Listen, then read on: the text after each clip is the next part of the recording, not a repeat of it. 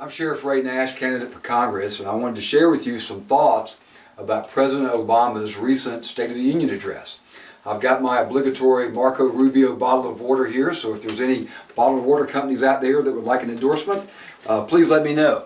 But during his State of the Union address, President Obama promoted several great conservative ideas that I wholeheartedly agree with.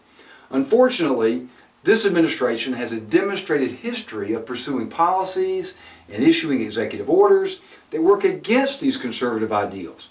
Consider what he said and compare that with what he and his left-wing supporters are actually doing, and you'll see a huge disconnect. For example, President Obama said this: "It is our unfinished task to make sure that this government encourages free enterprise, rewards individual initiative, and opens the doors of opportunity to every child across this great nation."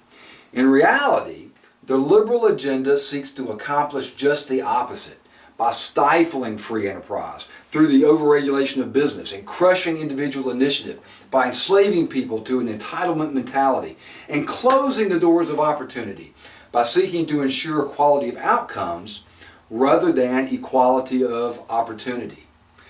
He also said this: "The American people don't expect government to solve every problem." Well, I certainly hope not, because it's clear that the government can't. Ronald Reagan was right when he said government is not the solution to our problem, government is the problem. I believe that some Americans, as well as our liberal-minded government leaders, believe that government can at least solve most of our problems, so they try to develop a government-based solution to every problem that presents itself. And this has resulted in an overexpansion of government that far exceeds the delegated authorities granted by the Constitution. In reference to the tax code, President Obama said, "The American people deserve a tax code that helps small businesses spend less time filling out complicated forms and more time expanding and hiring. A tax code that ensures billionaires can't pay a lower rate than their hardworking secretaries. A tax code that lowers incentives to move jobs overseas and lowers tax rates for businesses and manufacturers that create jobs right here in America." Well, I agree with all of that. It sounds like the fair tax to me. And there's no question that our current tax code is overly complex and burdensome. Comprehensive tax reform is sorely needed. I like the fair tax because, well, it's fair.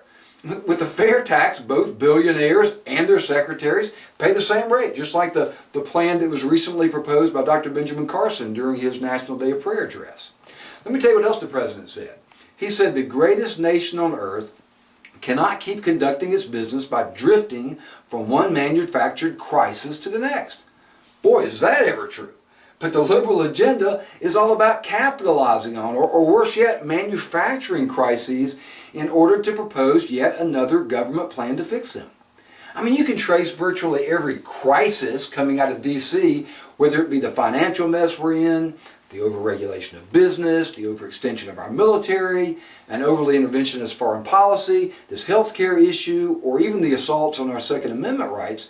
You can trace them back to a violation of some fundamental constitutional principle. And if we put government back in the box of the Constitution, most of our problems will simply cease to exist. Let me tell you what else the President claimed. He said, "Now, most of us agree that a plan to reduce the deficit must be part of our agenda. But let's be clear, deficit reduction alone is not an economic plan." Well, once again, he's right. Deficit reduction alone is not enough. But it is a good start. I mean, if you want to get out of a hole, the first thing you got to do is stop digging. A sound economic plan must not only include a balanced budget amendment, but it also needs to eliminate unconstitutional and ineffective government programs. It needs to remove the overzealous regulation from businesses and to pursue a sensible foreign aid policy that puts America's interests first.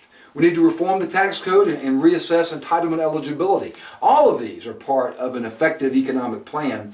But of course, don't look for Obama and his Democratic allies to seriously support any of these common sense initiatives. Tell you what else Obama said during his State of the Union address. He said, "After years of talking about it, we are finally poised to control our own energy future. Well, energy independence is essential. And it's essential not only for our economic security, but also for our national security. My recent experience working and traveling throughout the Middle East and Southwest Asia has shown me firsthand how American dollars spent for foreign oil are often funneled into the hands of radical terrorists who are killing Americans in places like Afghanistan and Benghazi. It's time to stop this backdoor funding of international terrorist groups with Middle East petrodollars and responsibly make the most of our own domestic energy resources. Then President Obama went on about immigration reform. He said, real reform means strong border security. Real reform means establishing a responsible pathway to earn citizenship, a path that includes passing a background check, paying taxes, and a meaningful penalty, learning English, and going to the back of the line behind the folks trying to come here legally.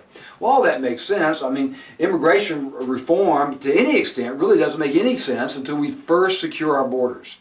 Any pathway to citizenship will only create additional incentives for people to cross the border illegally until we secure the border first. Keep in mind that there are two basic reasons why we even have immigration laws. Number one, to protect American jobs, and secondly, to ensure the health and safety of our citizens. So any pathway to citizenship should be subject to these objectives. Basic fairness and rule of law demands that those who have been patiently waiting to acquire their citizenship lawfully must be recognized ahead of all the others. Another claim that President Obama made the other night, he said, "Tonight we stand united in saluting our troops and civilians who sacrificed every day to protect us. Because of them, we can say with confidence that America will complete its mission in Afghanistan and achieve our objective of defeating the core of Al-Qaeda." Well, for the last 3 years, I've worked shoulder to shoulder with our American military and foreign service officers in Afghanistan. And after nearly 12 years over there, we've accomplished pretty much all we can reasonably hope to accomplish. Using our military and foreign aid for further nation building is really no longer in America's best interest. It's unsustainable for the Afghans, and it contributes to the rampant corruption that's going on over there and siphons off these resources that we really need more back here at home. And of course we do in fact support our troops, but it's time to bring our troops home quickly and safely. And finally, President Obama made this comment: we must all do our part to make sure our God-given rights are protected here at home. Well, that was an interesting statement, and particularly in light of his initiatives to take away our God-given right to protect our homes, lives, and freedoms. You know, self-preservation is an inherent right. It must be protected. Of course I support the Second Amendment, but I also support the other 9 as well. Each one is important to our basic freedoms. And make no mistake, if we lose the individual right to keep and bear arms, I'm afraid the other rights will just start to fall like dominoes. Any freedom lost in this generation will not be around to protect the next. The fact that President Obama uses conservative rhetoric to gain political advantage shows the power of the conservative message. He just can't deliver on his promises. We have the strongest message. We just need more people who are able to articulate it effectively and make a stand when our rights are threatened. Now, I'm a lawman, not a lawyer. My entire professional career has been serving, protecting, defending the Constitution of the United States, not finding creative legal ways of subverting it. We need to send to Congress a representative with a history of fighting for your rights and freedoms. I say, let's send a sheriff to Congress. This is Sheriff Ray Nash, and I approve this message.